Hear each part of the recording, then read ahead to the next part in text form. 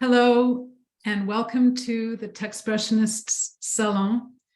This is Renata Janiszewska from Lion's Head on the Northern Bruce Peninsula in Canada. Our topic tonight is breaking borders, and it was decided that the breaking borders can be interpreted in any way, shape, or form that one wishes. I have some commitments from Karen, who's going to speak first, Karen LaFleur, and she'll be followed by Cynthia, Beth Rubin, who's going to be giving, rather than an artist's artwork talk, she's going to give a bit of a theoretical talk on the Breaking Borders theme. After that, we have Marlow Shami, who's here, and then Colin Goldberg. Are there any people who'd like to present? Michael, after Colin, thank you. And I guess that will probably take us an hour if everybody has 7 or 8 minutes or so. And then we'll have 30 minutes with some questions and discussion. I'd like, if you could hold your questions until after all 5 artists have presented their works. And so without further ado, I would like to introduce Karen LaFleur. You're muted, Karen. I was trying to be polite and I got muted. Okay, share screen. This is new for me, so hopefully this is going to work. And if everyone that isn't presenting could just mute your mics, that'd be appreciated. Thank you. So I'm going to ask you if you can only see the image and not my notes. Is that working? Yeah? Good. Okay.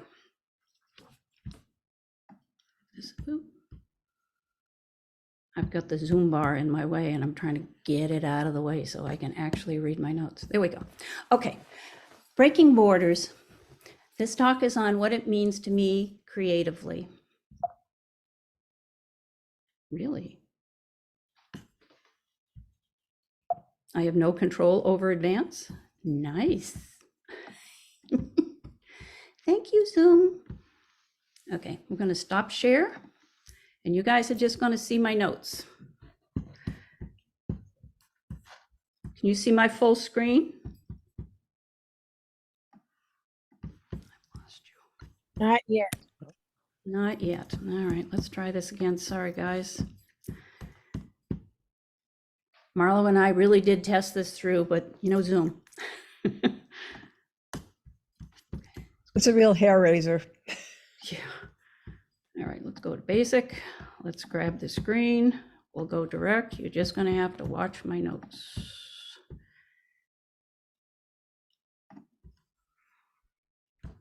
Can you see my notes in the 2 screens now? Yes? Oh, good. Yes, we see them. Okay, great. So breaking borders, you're going to have to look at the screen on the left, the little one, unfortunately.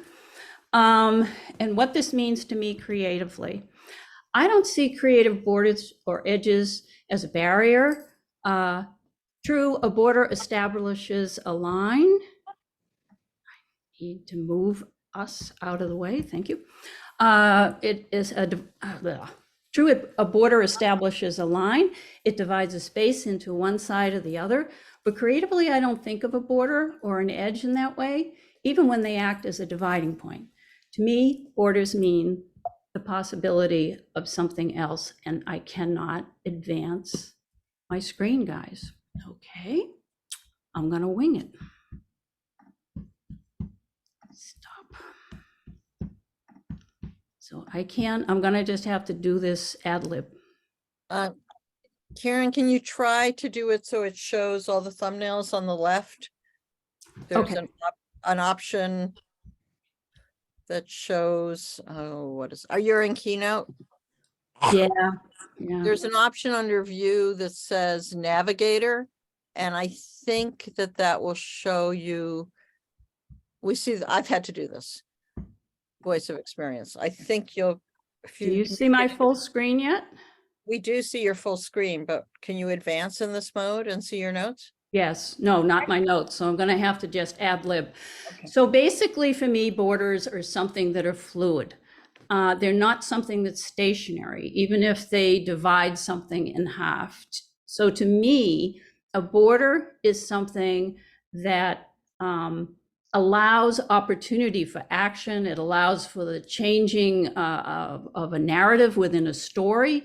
It can affect a story element, etc. So I use this a lot. I've studied text and image for a number of years. I have actually 2 master's degrees in it.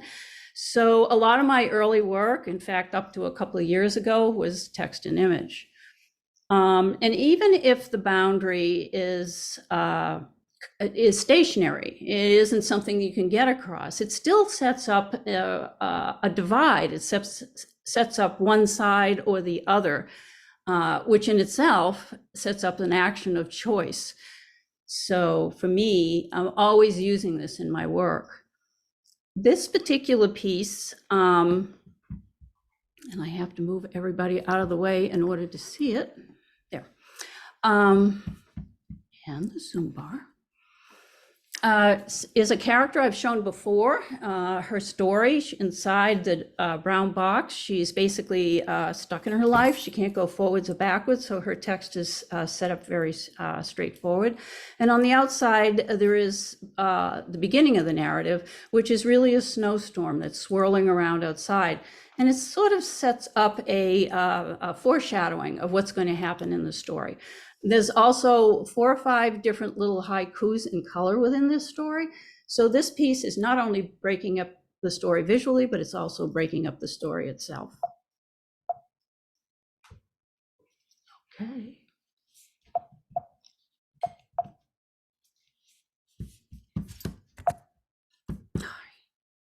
Stop share, guys.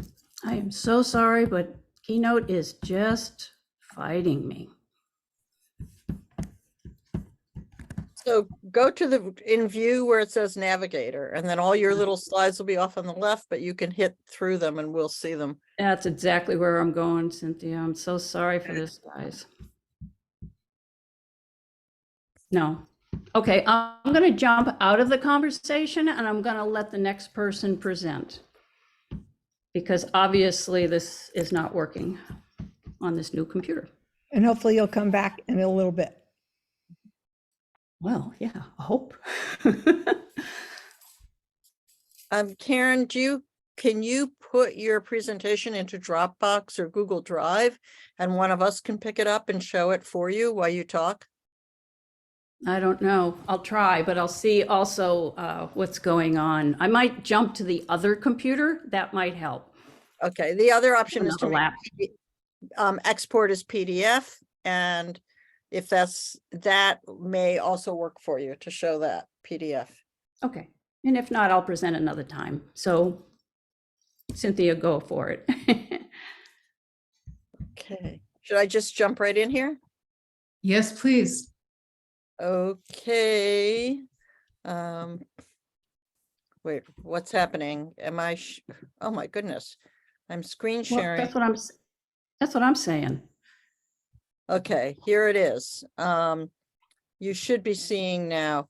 Okay, hopefully I won't have any problems.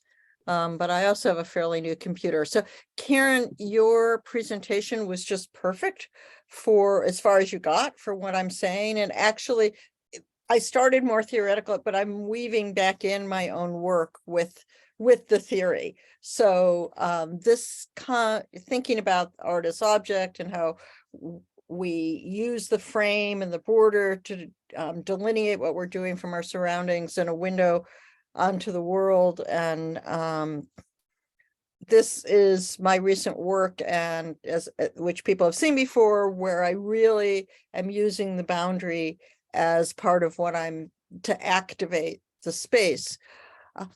For myself personally, this comes at a really great time because I have a big retrospective or medium-sized retrospective going on, which you're all invited to if you happen to be in New Haven on March 5th. I'll talk about that more later. So I went back and I looked at my first computer pieces where I was not bound to the rectangle. And then I moved putting in the rectangle. And I feel that that was something that I had to do to say, okay, it's art. And you can kind of see there's some border crossing here. And in my painting in the 80s, this was a lot of what I was doing. I was making boundaries and then I was deliberately crossing them in the work. Very, not at all like what Karen was doing, but similarly aware of those boundaries. And I even used shaped canvases because I was thinking, what am I doing with this canvas? I hope you can see all of these because, you know, like Karen, I have the people in front of some of them.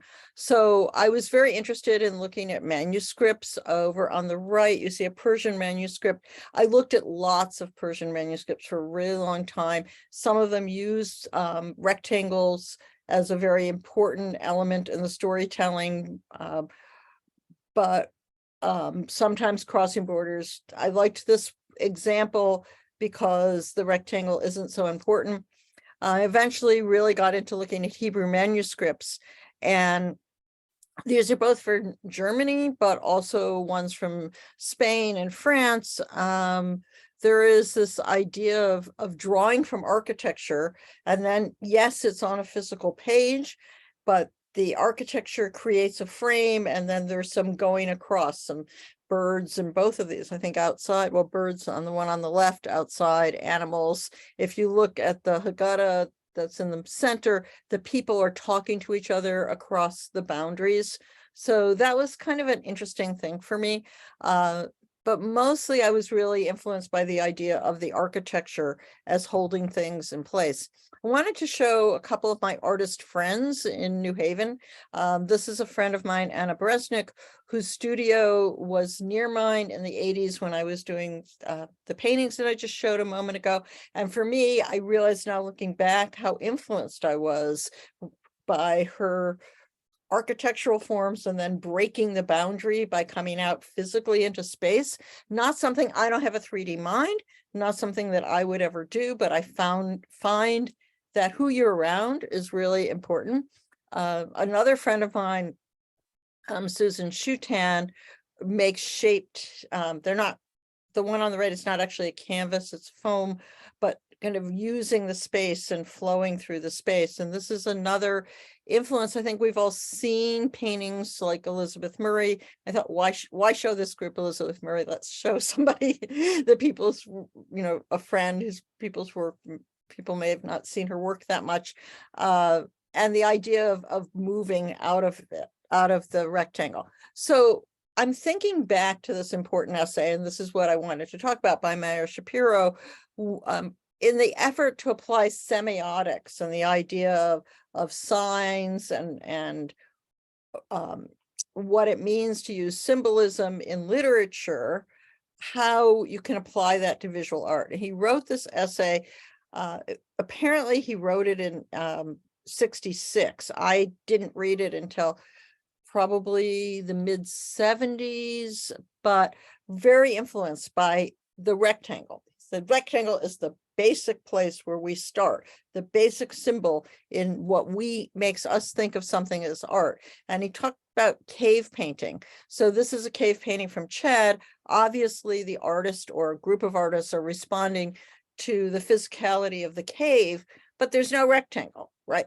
You're painting on caves. So when did working on the rectangle become so important? And from him, there were these concepts of the crop picture, the boundaries activating the space, the frame picture, the window onto the world idea that we know about, and directional pull, and then left and right facing objects.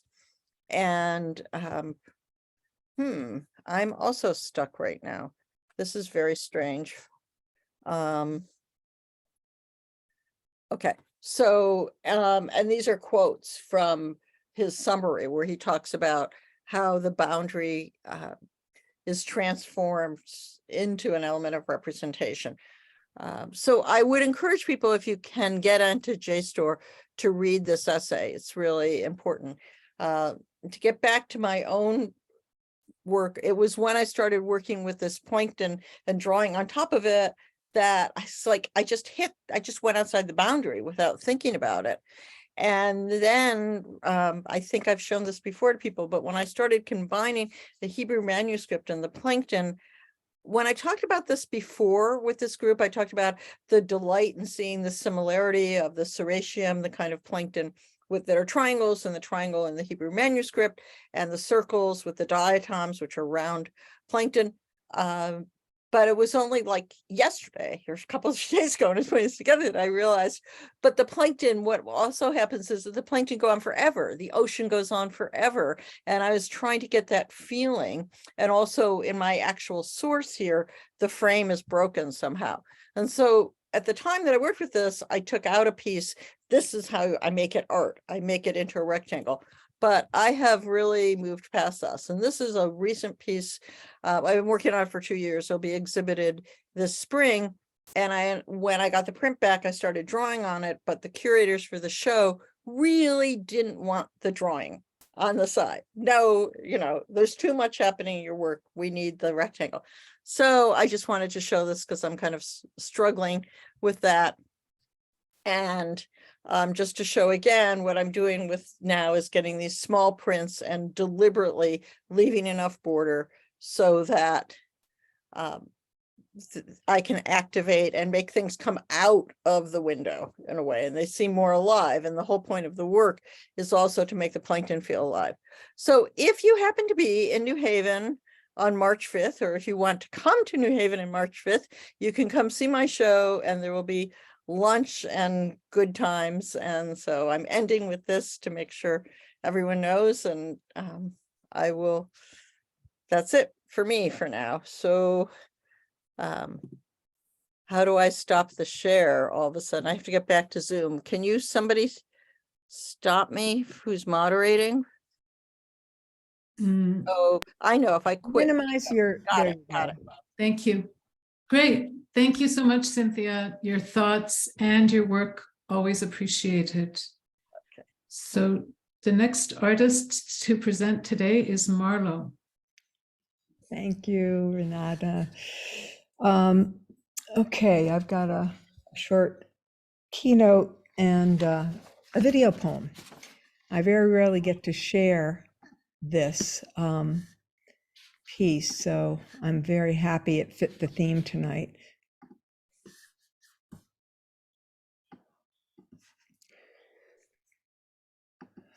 Okay, let me just drop my window here.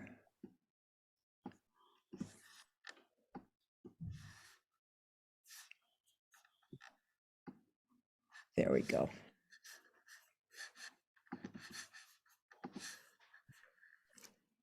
Am I sharing now? Yes. Let me get all this stuff out of the way. This. Okay. She's returned. Okay. There we go.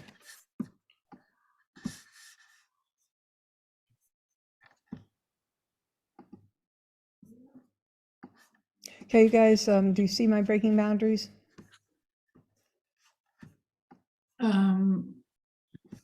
You see my screen? The main image is dark, it's blank, but we see the thumbnails on the side of the screen. Oh, okay. I think we're seeing your last slide. You need to scroll up to the top. Now, do you see a shot of the trail? No, we still Oh. see a blank black. Okay, here we go. Okay. I'm going to stop share. Oh, that was it, right? Yeah, we saw it. Okay, here we go again. This is a short presentation. It should be about 5 minutes. There we go.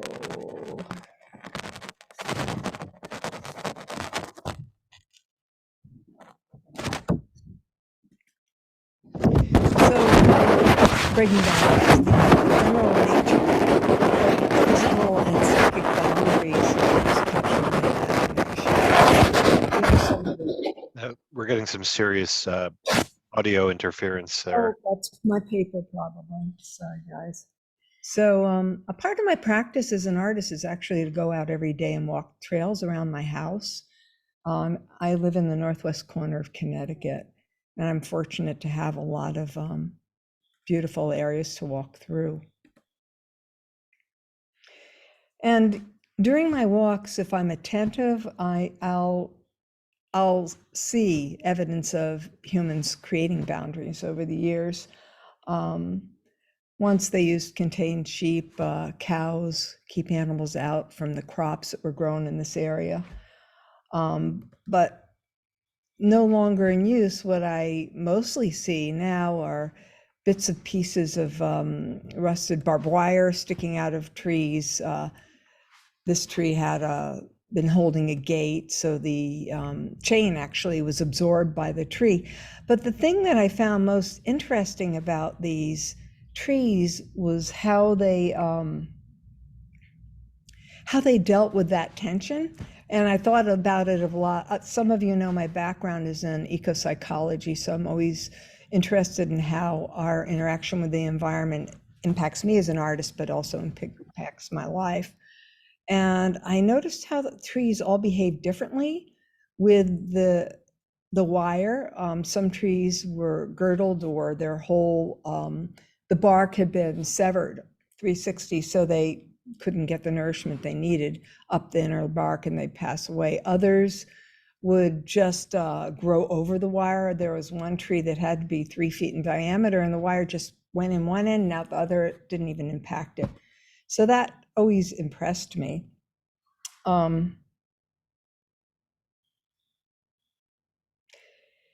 So what happened as I observed these trees, and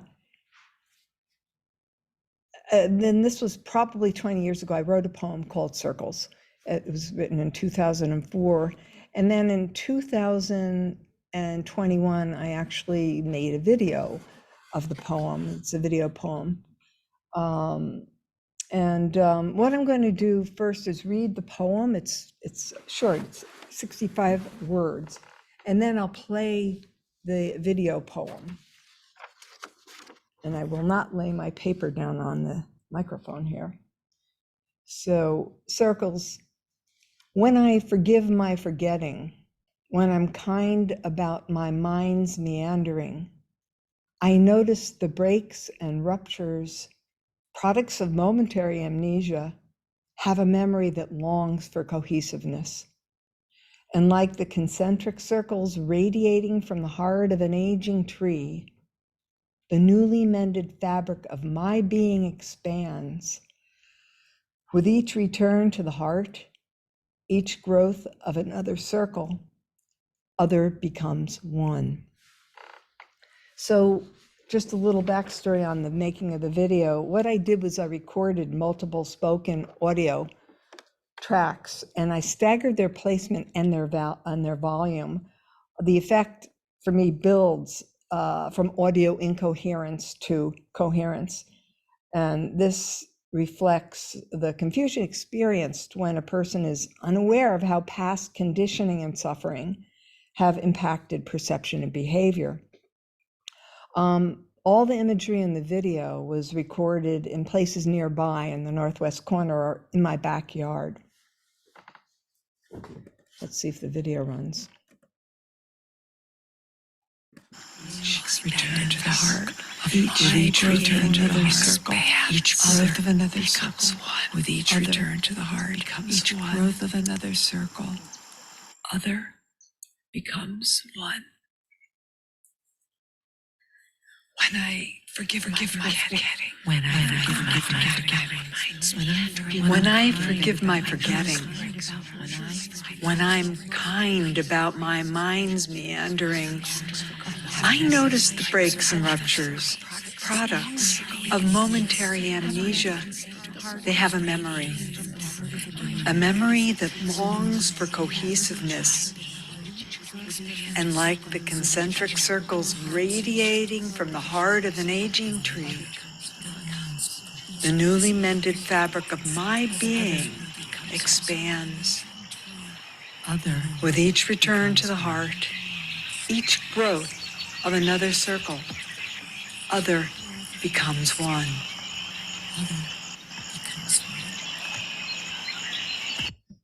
Okay. Thanks, Marlow. Unfortunately, we didn't see your animation. There was no flow. There was Oh, just really? a soundtrack. Really? Yes, I didn't know how to stop the sound, so I Oh, do. that's okay. I'll see if I can fix that Okay, for we some can. other time. Sorry Well, about we that, could, no, guys. we have time to come back to you. Okay, all right. So that'll give you some time to go over it. See if I can make it work. Yeah. Okay. Thank you. And very interesting soundscape that you created there with the echo. I was very impressed with how coherent the words were, even as you were distorting them. I got the idea from a musician who did a lot of studio work, and she had recorded a lot of outtakes with a violinist and said, what the heck, let's run all four tracks together, and actually worked beautifully. So anyway, thanks. And I'm also curious to hear a little bit more about your background in eco-psychology. Oh, sure. Did you want a few comments now, or? Sure, and then we can pass to Colin after that, and then if you can figure out the animation part, we can come back to you. Well, the eco-psychology piece, I got the master's back in 2001, and I was fascinated by the subject because of my own history, and I've mentioned it to some people. I had a tough childhood, and I wondered why it was the woods that always made me feel better after I had difficulties at home, and also why I no longer could access that good feeling. So I went back to school, got a midlife degree, and also learned a lot about the I think everyone here knows we're a part of the natural world. We're not separate, but living in a modern culture, we tend to be head dominant, and we disconnect from the very senses that connect us to the natural world, which we're a part of. And when we open up our sensory abilities, the fellow I studied with, Michael Cohen, he's 90 now, and he's still very active, teaching and advocating, started a number of PhD and Masters of Science programs. He came up with a refined list of senses that our species has, based on Guy Markey's work. A researcher who spent from 1965 to 78, I believe, studying the biological senses that pervade the natural world. He came up with over 80, and Michael refined that list to 53. A lot of these senses are things that we know about, we just never called them senses. But the point being, if we operate with more than just the 5 or 6 that most of us here, I think, we're told that we have far more of a connection to really the mentor. I mean, what better a mentor than something that can actually recycle and not waste anything? And my God, all the inspiration we receive from the world, natural world as artists. And so I've been doing workshops, mostly at libraries, some universities, and nature centers, helping people remember what we already know. This is nothing new. It's just buried under a tremendous amount of bias and lack of information. And also that we're at the pinnacle of some sort of bizarre tower of intelligence, when the truth of the matter is I love getting on the soapbox. Thank you for opening it up, Renata. But the truth of the matter is that we're the only species that I know of that actually can make a choice.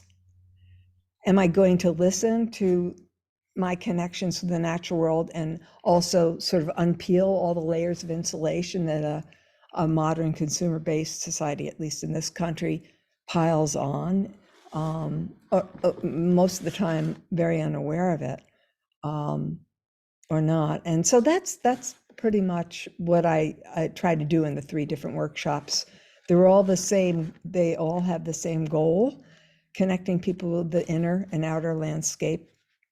And I approach it in different ways: nature's mentor, nature's healer, and the nature of mindful eating and living. So depending on the topic and the attraction, people will leave with the same information but have a different experience. How's that? Thank you. Makes sense? Yes, yes. You're I welcome. don't think there's an artist in the world who doesn't use nature as something in their work. It's just inevitable, I think. Yeah, that's a natural collaboration, right? Mhm, mhm. I see we've just been joined by Susan DeTroy from Olympia in Washington. Eugene, Oregon. Eugene, oh, sorry. Sorry, I'd like to be in Olympia Cynthia. sometimes, but thank you. Okay. The next artist to present is Colin Goldberg. Hey there, how you guys doing? So thank you, Renata, for taking the lead on this salon and asking me to participate. I didn't really prepare anything very formal, but there were a couple pieces that came to mind as far as relating to this topic. I'm just going to share my screen here. So this is a recent piece, a drawing I was working on in Illustrator that sort of just exploring some new ideas. And one thing I really like about Illustrator is that it gives you the ability to really zoom in, and it's vector based, so you can keep going deeper and deeper into the work, and it retains the same level of detail. And a lot of times what I'll do is sort of crop out interesting parts or isolate, specific little moments within the work that I think are visually, appealing. So this was a start of the piece, and then the sort of second iteration, I think, is really the one that relates to the topic, where I grabbed a few of these elements and sort of isolated them, and then I dropped this rectangle behind them, or they're floating in front of the rectangle. And it started me thinking, as you brought up this topic, that this idea of borders, and specifically the rectangle also, which is something that Cynthia brought up. And it made me realize that, this is sort of a recurring theme in my work. So I pulled a bunch of work from my archive that I think relates. This piece was a piece that I did when I was an undergrad back in 1994. And you could see this sort of element here. This was an image that I created in Photoshop.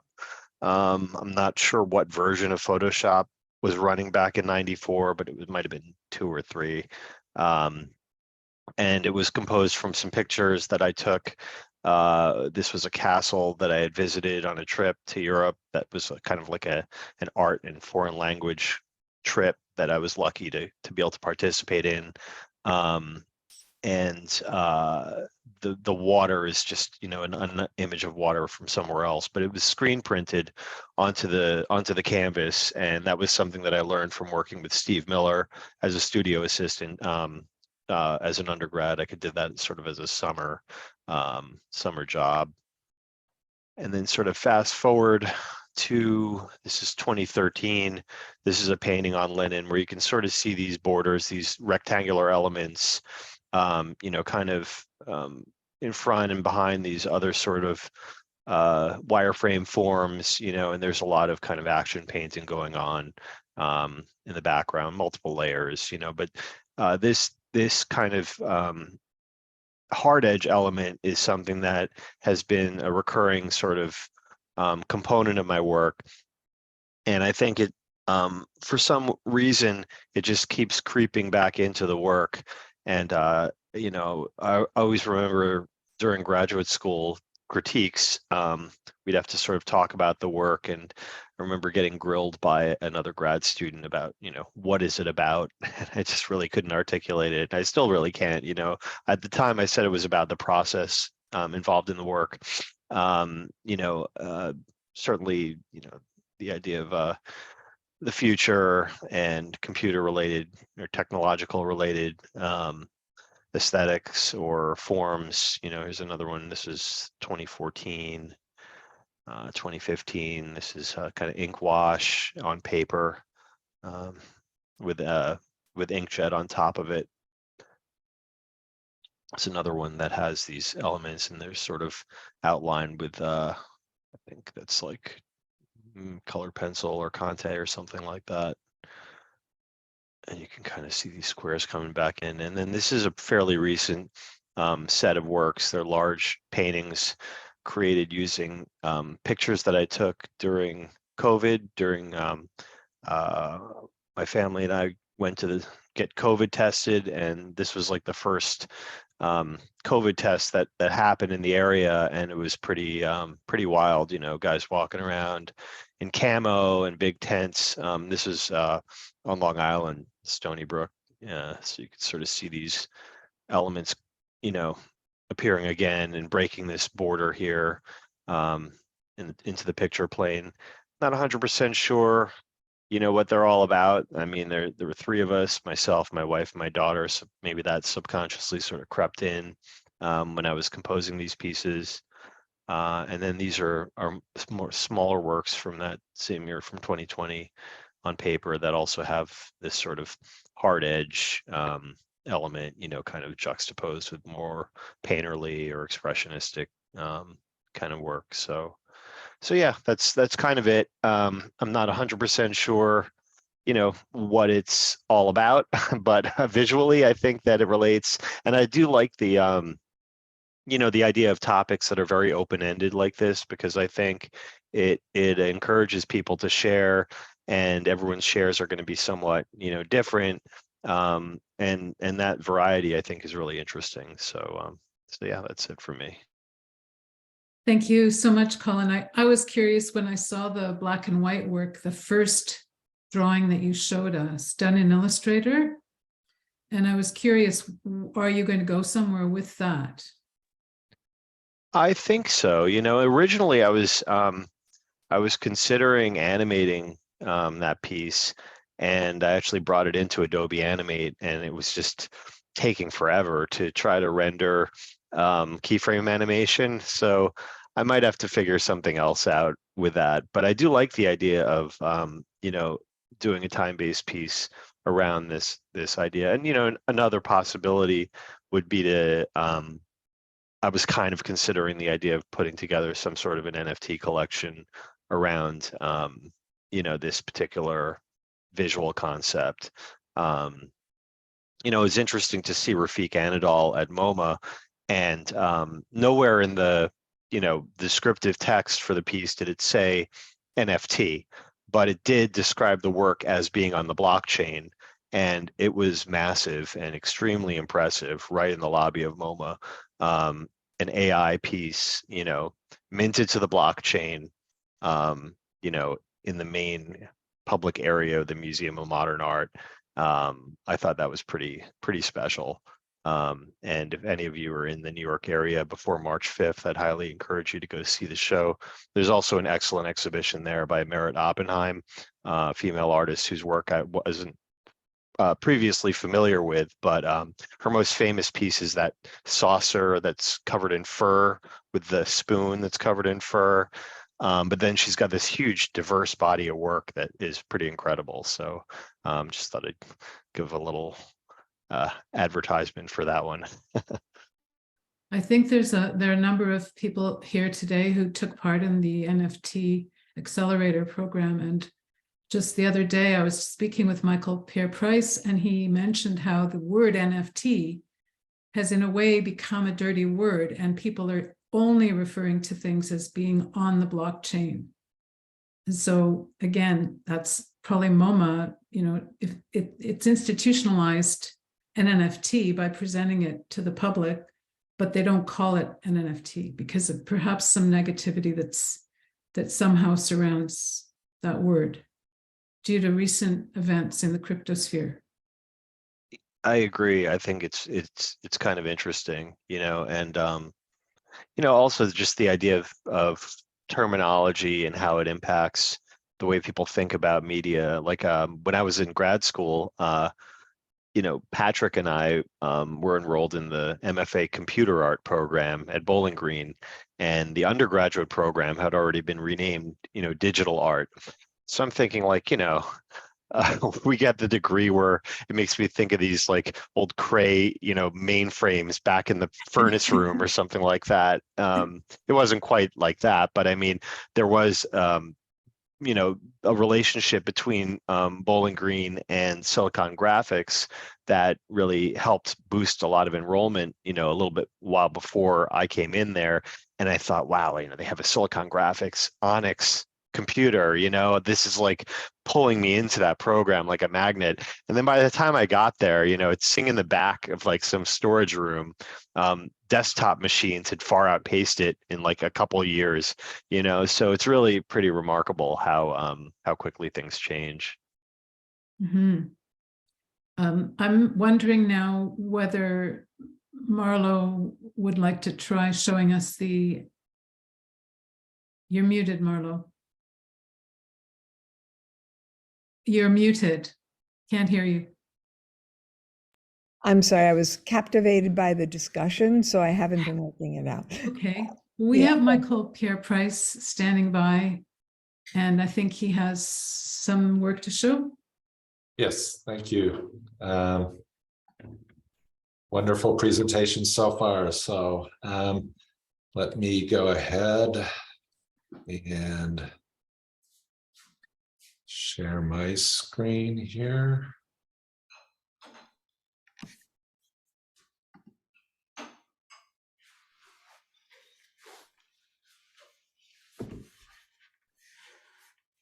I'm assuming it's visible. Yes, it's good. So this was a piece that I thought kind of fit the topic rather well. I like the subject matter, not only in regards to the physical borders of images, but also breaking borders, breaking boundaries that might be mental, the biases we have, etc. And so I appreciate the previous folks who have shared their work. This was one I did probably about 6 or 7 years ago. And I was just really looking at how the surrealists oftentimes paint, how we look at ourselves, how we look at the world, how we look at art being created. So this was one that kind of has that circular nature, that there's a disembodied skeletal hand painting on the canvas. You've got the artist, mannequin sitting there. There are ants crawling outside the painting, and then also one crawling right on the border, and on the skull there's an ant as well. So there's that boundary, or where the boundaries lie between what we consider reality and what we consider beyond that as well. So this was one piece I thought that kind of fit the subject matter pretty nicely. This was one of my earliest surreal works that I did back in 2014. And it was a piece that really highlights the profound change that both special relativity and general relativity brought to physics. And this piece is called The Dissolution of the Fabric of Time and Space. And so I basically broke up the piece into 28 pieces, and then kind of put them back together a little bit off center from one another, to indicate that sense of how general relativity changed our whole concept of what space is, and the notion of time as well. So that's what this piece is all about. And then more recently, I've been thinking about boundaries with regard and borders with regard to how we see ourselves and how we present ourselves to the world. And so we each have our own masks that we present to the world. And this is you know, how we look at ourselves in the mirror and what we see and what we like and don't like and what we want to change and what we kind of recoil from. So this is a piece that kind of is looking at some of that aspect.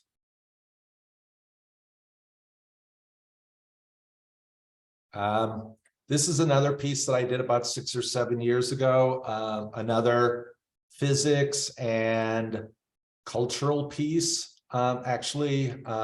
This is called Anno Domini 1054.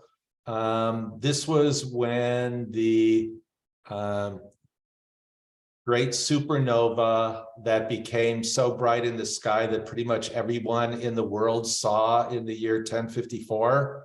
It has since become what we now know modern day wise is the Crab Nebula. And so this piece is very symbolic. It's kind of my almost admonition to Western culture of seeing itself as the only real culture in the world. Back in 1054, European-centric culture was deep in the Dark Ages, and the hub of thought and intellect was really in the Muslim world and in China and India and pretty much everywhere other than Western Europe. And so the cross has the shadow that's being cast upon this image. The cross is really off camera, if you will, but it's always prominent. And pretty much all of the artwork that was being created at that time was very religious based. And here there's a circle just to the right. And if you look down here, it's not too easy to see, but the Arab word for algebra is written here. And there's text here from the Arab world dealing with geometry, where a lot of new thought where the word algorithm comes from. And so this is a highly symbolic piece. Okay, this was one I did just a few years ago for one of my solo shows. And this one breaks the boundaries in a number of ways. If anybody has their smartphone on them, there are 3 QR code cubes here. They actually do work. If you want to try your smartphone reading the QR codes, have at it. The one on the very left here takes you to a web page that explains all the symbolism in this particular piece. This one is called Huis Clos. In English, we know this is No Exit, Jean-Paul Sartre's famous work. I based that here with quantum mechanics being the basis for a lot of this in here. And I don't want to get too deep into the symbology, but the QR code up in here explains what the heck the square root of -1 is. So if you want a lesson on that, that's cool. Anyway, so that was another way for me of breaking a boundary, was to actually integrate QR codes into this artwork and use that as an educational device to go along with the piece. This is another very recent piece that I've been working on, a little bit of a series using AI and a few other techniques that I've been playing around with. But I like the idea of portals, where a painting could be a portal into something else, or maybe it looks like a painting, but it also maybe isn't a painting. So in this one, if you notice this young woman here that's walking by, looking at this potential painting or portal, you notice here at the bottom that there's light shining on the floor tiles here from this light source in this back portal or painting. But then in the foreground, there's also that light shining here. So I wanted to do something kind of subtle, but that would connect this and make you pause and think about it. And this is another one in this series of ideas looking at paintings and portals. If you look at this really quickly, it almost looks like you're looking down the hallway with this woman right next to a staircase going up. But if you notice down here, there's a boundary here. So again, is this a painting? Is this something else? So it's just, I'm just trying to play with perception and this idea of portals. And this is another take on this idea of a painting where there's this pathway. This particular piece I'm calling Minion of the Dark Man. And in this one, I really wanted this character, this potentially ominous character, to be staring straight out at the viewer and stepping onto this pathway where potentially this character might come directly towards you. You don't know. It's kind of paused in mid-step here. And lastly, this one is called Black Holes, Boltzmann Brains, and the Heat Death of the Universe. And I won't get too deep into the physics of this, but basically, black holes, as popularly talked about, are these massively large objects in the universe that suck all matter and light and energy into it. And for the longest time, it was thought that they completely destroyed all of the information that went into whatever got sucked into them.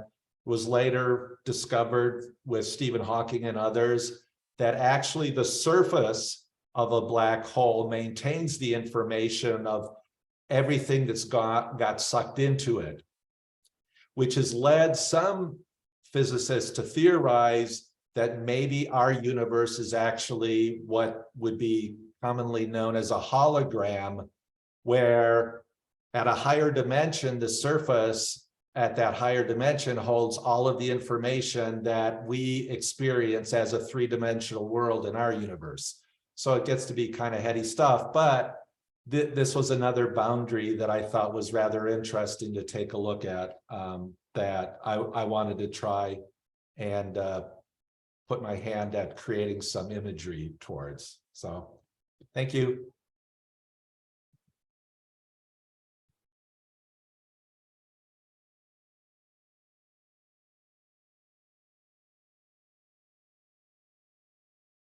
Thank you very much, Michael. The Boltzmann brain. It's a concept that Michael introduced us to during the roundtable discussion we had with Tommy, Roz, and I've not been able to stop thinking about that for a while. Marlow, how's it going there? You're muted again. You're muted. I can try it again. Sure. It seems that the video should be able to be played. Okay. So let me bring up that one slide.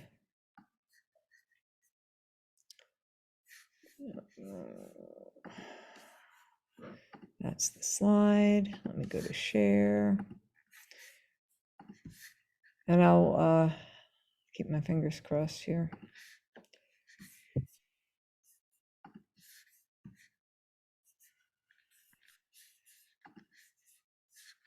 Each return to the heart of each return to the circle.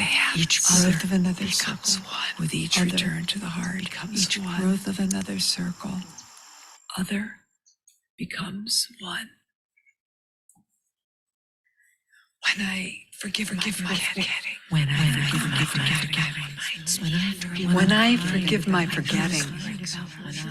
When I'm kind about my mind's meandering, I notice the breaks and ruptures, products of momentary amnesia. They have a memory. a memory that longs for cohesiveness. And like the concentric circles radiating from the heart of an aging tree, the newly mended fabric of my being expands. With each return to the heart, each growth of another circle, other becomes one.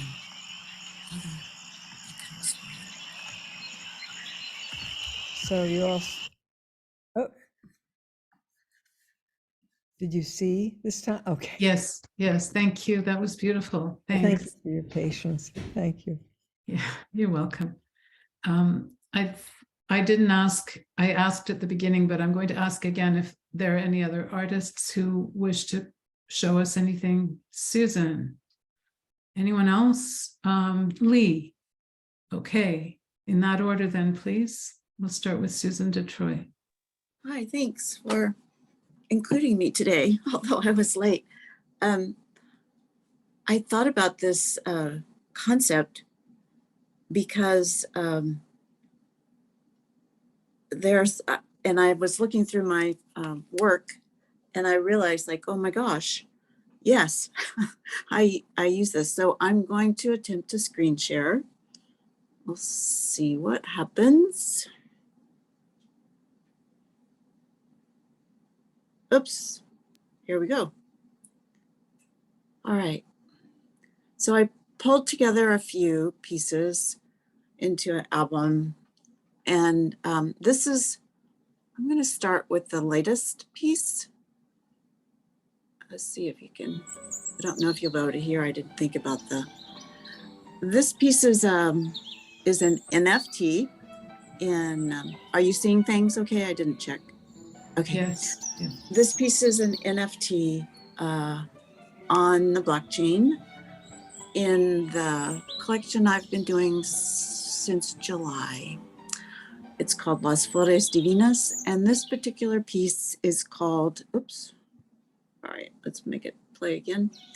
It's called La Corazon Fantasia, and I talked about it some in the NFT Mint Monday, and of course, as it relates, I have parts of it that often I like to frame things in, and I think that comes from a couple things.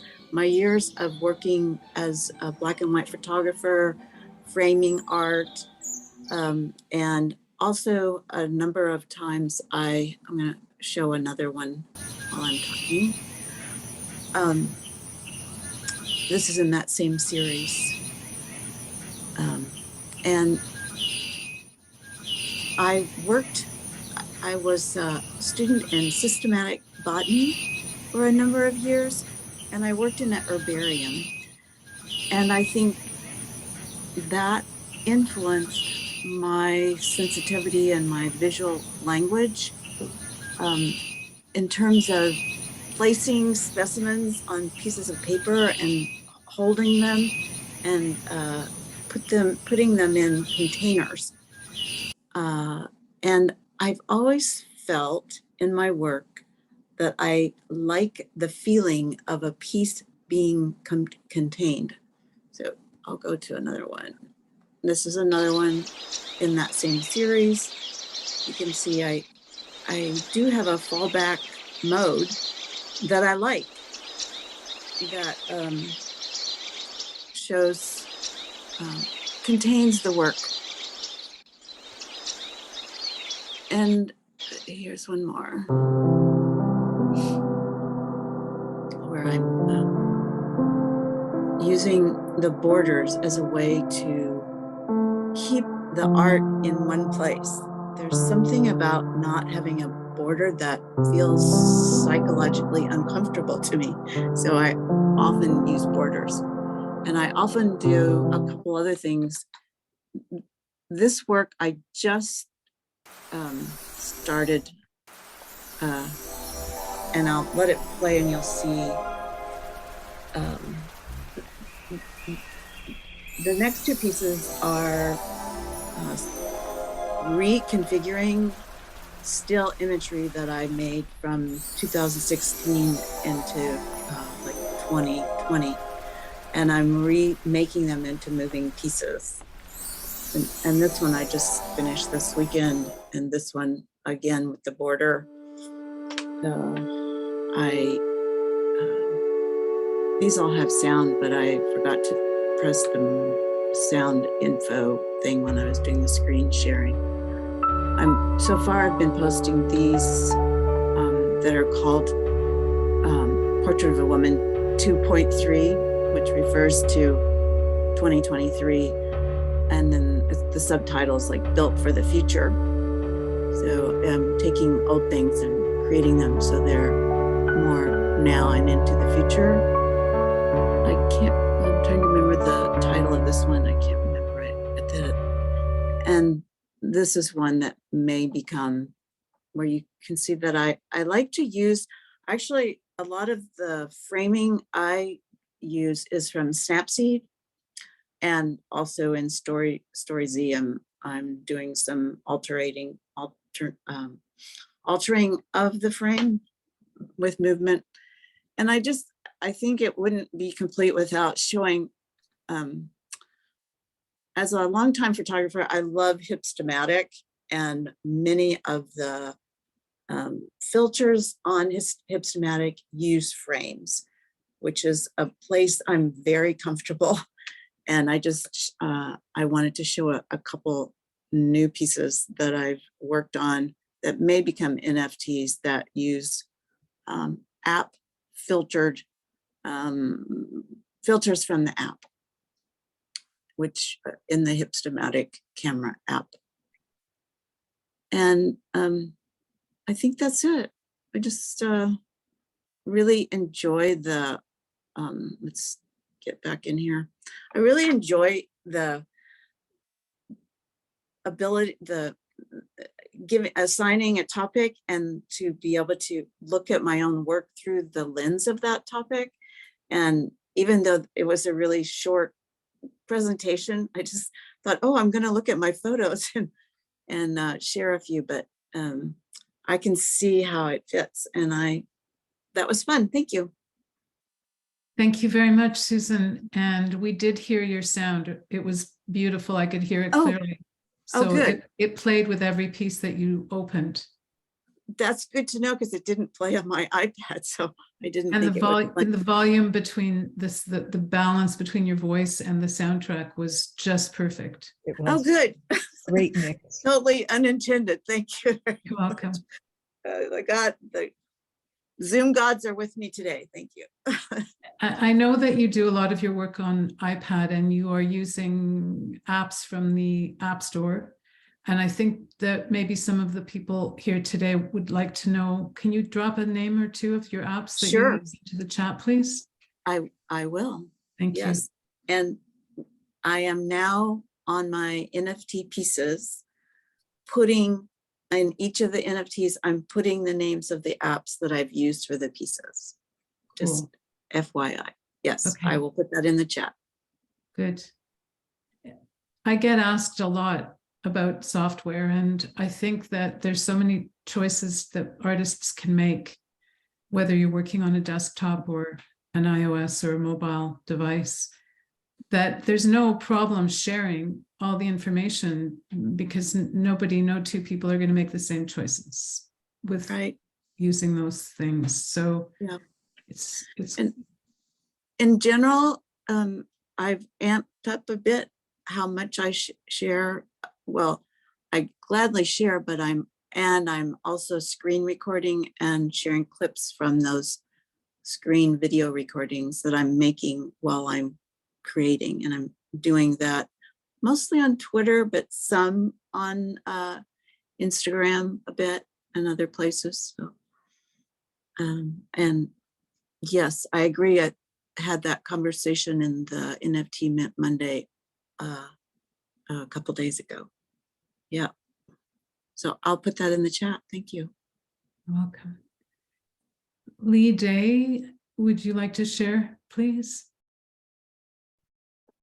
Sure. I hadn't really thought about it before, everyone started talking, but The idea of borders is the way that I think of it is as frames. Being a photographer, everything is a frame, and you spend your whole life just with this frame and pointing in different places and trying to recontextualize what's in the frame to fit in the frame. And I guess in some ways, I've been a bit, I don't know whether uncomfortable about that with that, but I've certainly felt limited by that. And so let's see. One of the things that I've done is that showing, I think that looks about right. Are you seeing a bunch of photos at this point? Yes, we are. Yes. So one of the things that I've started to do, or that I quite a while ago started to do, was take the individual images, which I sort of tend to think of as impressions or just moments, like you glance at things and see things, and then in your mind you're assembling those into a larger picture of the world around us. And so I would start doing these panoramics or scenes. These are actual. This is a 360, but it's broken up because, you know, when you're out there and looking at the world, you don't see everything. You see parts of it, and you remember bits and pieces of the scene or the moment. And so that's sort of what I was sort of trying to capture in this, or, you know, in the idea that everything isn't also perfectly structured, and the world is sort of moving in front of us.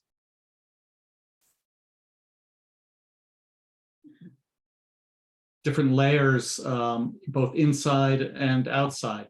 And frankly, I've never really been able to figure out whether the actual images should be cut out and put on the wall that way, or whether they should just rest in sort of a black inky darkness and float around there. So this is a bad compromise where the frame is just chopping it off right at the edge. So this is a strange one. This is actually the Bridge of Sighs when they were in Venice, when they were redoing it. And, you know, even the sky is breaking apart. And then a couple of others. So these are windows, again, where your different impressions and the different pieces that are in, this is all in the same window. When you put them together, the whole becomes more than the individual, or the multiple layers. You end up focusing on different pieces, but it's twisted and stretched out and becomes something else. But those were my thoughts. They were actually brought up more by hearing other people talk about this, and it's really interesting. So. Thank you very much, Lee. I was really intrigued by the second photograph you showed, where you have a kind of blue, bumpy, architectural, big, huge thing, and then you have buildings in the background. Do you know the one I mean? Yeah. Where was that shot? That is in Austria. I'm trying to remember. I think it's Graz, looking out of the Modern Art Museum across the river towards a castle. Uh-huh. I have the city correct, but it is the Modern Art Museum, and it's sort of a blobby construction, and the windows are blobby and all of that. So. Thank you. Thank you very much for sharing. Your work is always amazing. Thank you. Greggory Hill would like to present, and I apologize for not contacting him sooner. If you're here, Greggory. No problem. Thank you. Yes. Can you hear me? Yes, we can. So I just put together a quick presentation, but really I wanted to talk a little bit, if I could, about a show that I'm in. I live in a small town outside of Cleveland, and a fellow artist and I approached the local art center. It's been around for about 50 years. It's a very traditional art center. Has never gotten involved in digital art to any extent.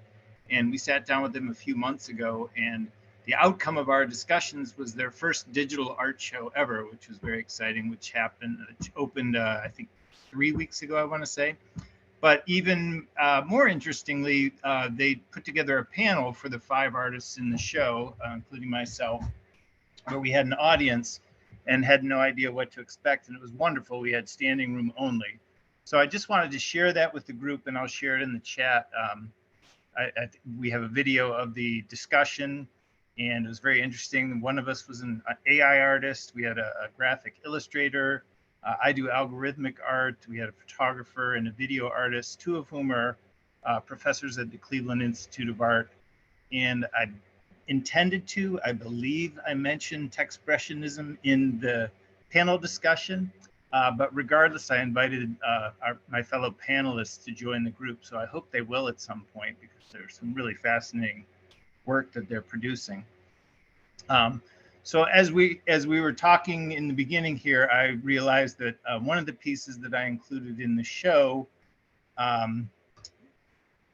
very literally fits into the idea of breaking borders. How do I click entire screen? When you do share, you select the screen that. Yeah, I think I got it. So I'll just briefly talk about this because I really wanted to talk about the show. So this is one of the pieces I have in the show. And I would say that normally I tend to stay within the lines and stick to the border but I have a series, I do algorithmically generated work. And with a series of these bowls that I've done, I created a border within the image that is randomly generated. And I often have the bowl take over into the frame. Sometimes the horns push out into the frame, and always the neck moves down into it. So this is one of the pieces that I have in the show. And then I just wanted to show one of the other ones to give an example of kind of the randomization that I use.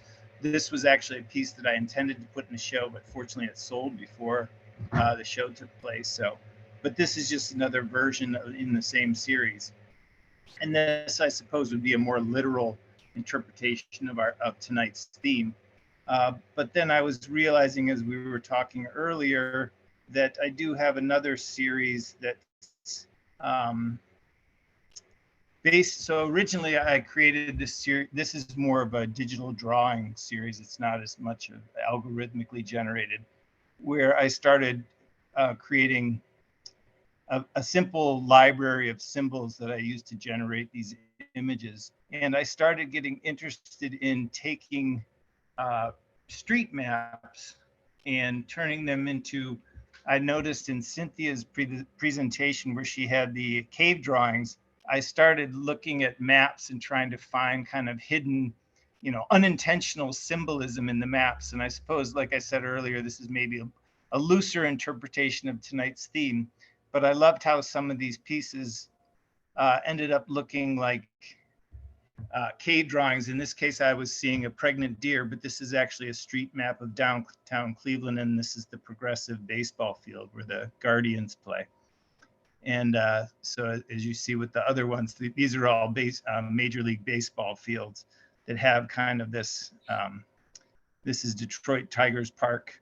And I felt like in the street map that I pulled out and stylized somewhat, I was seeing this almost like a cave drawing of some sort of lion, and instead of a tiger in this case.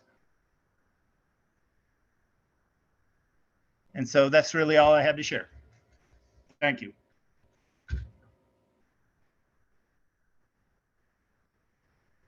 Congratulations on your show. Thanks. How are they showing the work? How's the work being displayed? So everything is printed with the exception of, there are 2 sculptures and 1 video presentation. Okay. But everything else has been printed. So printed on paper and framed, or printed on metal? Paper and framed, canvas and framed. And then the one woman, she does photography. Her name is Janiszewska. She does photography with a gel transfer. Mm-hmm. And I believe that might be on the linen. I'm not sure exactly if I'm correct on that. I'll post some information in the chat. Thank you very much. Thank you. I was just listening to a snippet of a very early salon we had in 2021 where Patrick Lichty was speaking about how digital art doesn't get seen enough just because there are these barriers to display, especially in big institutions like art museums. But now we have MoMA showing this massive projection in the lobby. So I think there's been some progress even in the last 2 years. It's actually an LCD screen, believe it or not. I thought it was a Not big? projection as well, but yeah, the screen is actually a flat screen display, believe it or not, which is really pretty remarkable just I was from the wondering hardware about that. standpoint. What were the dimensions? It was huge. I love that you posted that, Colin. I think Yeah, I'm not 100% sure. I think, is Gregory still sharing his screen? Yeah, We're you're on watching- Gregory's screen. Okay. Okay, thank you. Sorry about that. That's okay.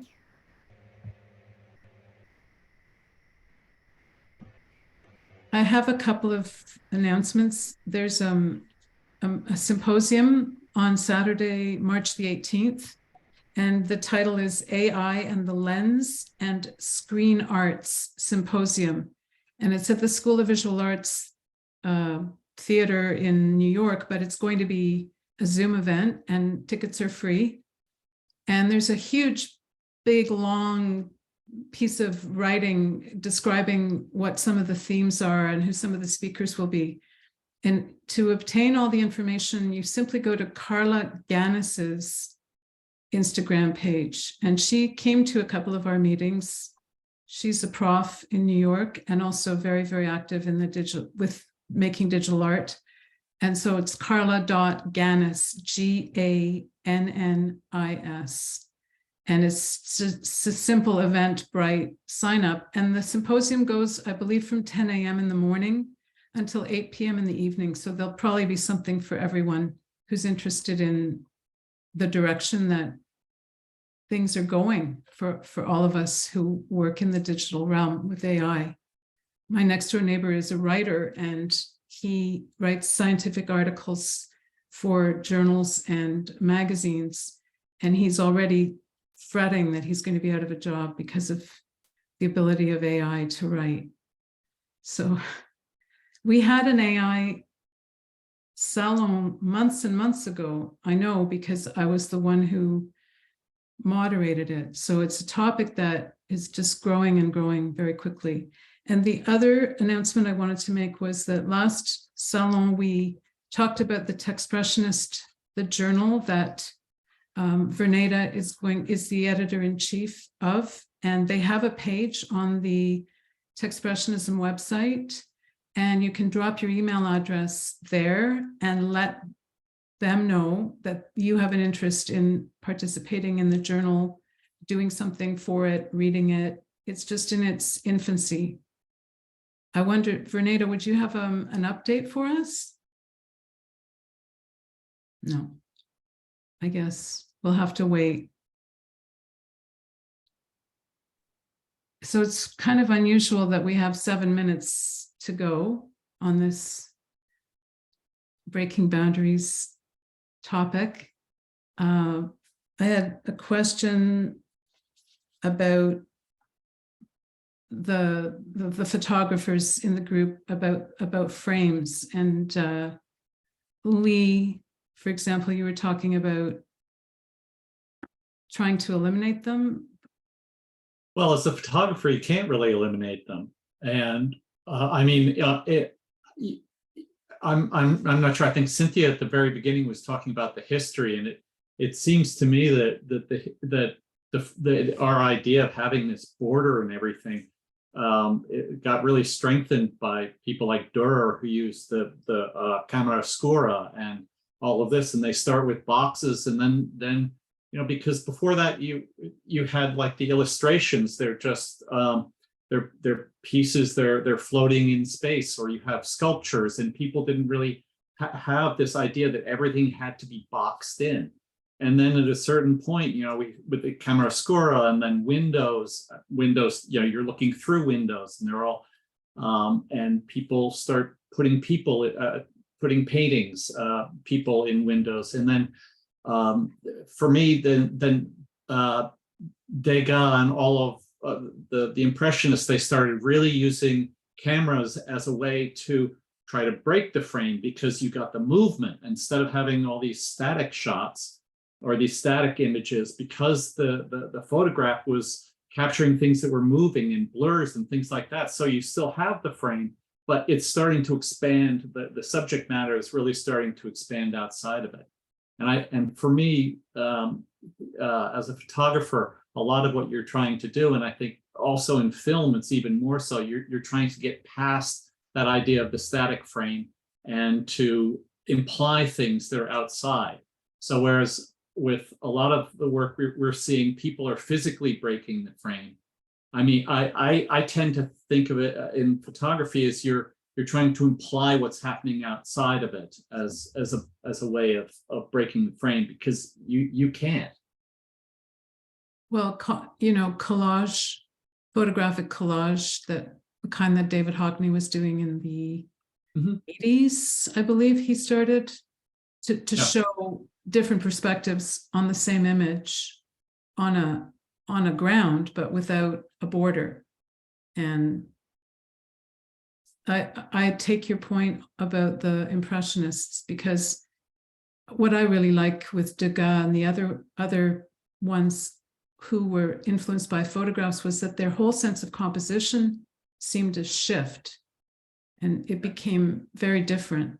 They were treating the paintings as though they were working from the angle of a camera photographer. So right. And things started getting truncated, and everything wasn't sort of in the middle and well formed. You have interjections, just like these moments. I think, isn't there a famous one of a baton or someone's hand in the painting? Yeah. That, it's clearly from the idea of a photograph, if not literally something they saw in a photograph. Right. And Renata, I think one of the things that I have found very interesting, and there's some examples that I've had chance to see at several museums, are the scroll-like artwork from China, where talk about floating images. I mean, it's so freeing. It's so vastly different, that perspective. It's not that one perspective seeing everything. It really is very different. Yes, in fact, David Hockney wrote an entire book on a scroll that he was able to get his hands on, I think from the Met. And when he unfurled it, to talk about that pictorial plane and how very different it is when you're working on a long piece like that. So yeah, thanks for remarking on that. I think what's interesting about scrolls is that you're not intended to see the whole thing at once. So it keeps moving. I also think what's interesting about the idea of borders, we use that as a way to say this is art. But as we move into projection, which, we talked about the LCD screen, but we're also, now people are projecting onto buildings, or even within museums, there are projections, and there's no reason for a projection to be a rectangle. I mean, right. If it's planned, there's not to be a rectangle, at least. Well, in some theater pieces, they'll start projecting on the people, and they don't use rectangles. You mask stuff out and do all kinds of different things. Yeah, William Kentridge did a big piece in Rome along the Tiber River bank, and it's got a brick wall beside the walkway that goes along the bank, and he used water to etch the dirt away from all the centuries of silt, and then they projected light and images onto those. It was a really elaborate thing, and there was music, there were costumed actors. It was a huge production. But again, there's the idea of projection in theater. And he said he liked the fact that he used the water to etch his works because they would fade over the 5 or 6 years. They would become more and more faint and then eventually vanish. But that's another subject. One of the most impressive experiences I've had with this topic was at the art and technology exhibit at the I've forgotten where it was at. It was in Los Angeles a long time ago. There was a room called the After Image Room. They made you line up outside the building on a wall that was directly hit by strong sunlight. And when you got to the door, which was this dark frame, they'd let you in one at a time and close the door behind you. Now, that's like going into a movie theater. Your eyes are one way because of the strong sunlight, and suddenly you're in a totally black room. And you could hear that there were people in there. And then suddenly a strobe light would come on in one location only. And you could suddenly see all the people in the room. Their image was sort of burned into the retinas of your eyes within a certain frame. And everybody got excited and moved around, and the strobe light came on in another location. Now, according to your eyes, instead of 30 people, there are 60 people in the room. The first 30 are fading out in different colors, and the second 30 that moved around are fading in different colors within a floating frame. And this kept going on for about 5 minutes. This thing would come on over here and then over there. Everybody moved around. According to your eyes, there's 100 people in the room, at least, all in different colors and in different frames. And you are now searching for the floor because you lost your sense of balance and everything else. It's like being on psychedelic drugs. Anyway, then they would open a door and invite you to come out. All right. And you came out the door into an interior hallway with additional people. So now, according to your eyes, these 100 people in the room came with you, and their colors are changing. And now there are real people in the hall with you, and they're moving in another direction within another frame in another color. It was crazy, absolutely crazy and wonderful, absolutely wonderful. And for artists like me, it made you question a whole lot of things. So one of the things I started doing was painting on plexiglass, 1/4 inch thick plexiglass, big sheets of it, 4 foot by 8 feet. And I would always leave at least one area, but usually more than one area, completely unpainted. So when you took the painting and hung it up on the wall, whatever was on the wall when you put it up there suddenly became a part of the painting. So if you hung it up on a blue wall, you suddenly had this blue thing in the middle of the painting. I had 3 exhibits in LA with these things, and it drove the art collectors crazy. You know, they'd buy one of these things, take it home and try it, and then freak out and then move it to another wall. I'd get these phone calls and they'd say, "Lee, you have to come over here and figure out which one of these walls has to show through this paint." I said to them, "No, you're the artist now. You bought the painting. You make the decision." It was a great experience for them too. What was the name of the show with the strobes? The show that I did? No, the show that the stroboscopic show. With did you do that show? The different After strobes? Image Room? No, the After Image Room was not one of my works. I wished I could claim it was. Yeah. No, I don't remember the name of the artist who came up with that. It was the Art and Technology exhibit at, I'm spacing out on the name. It's a very famous science research lab. It's not coming to me at all. It's okay. It's around this time that we usually have the after meeting or after group, and we usually talk about what theme we're going to see next. One theme that was proposed last time was layers. But I'm gonna end it there, and then we can just see what comes up. All right. So yeah, that sounds like a good plan.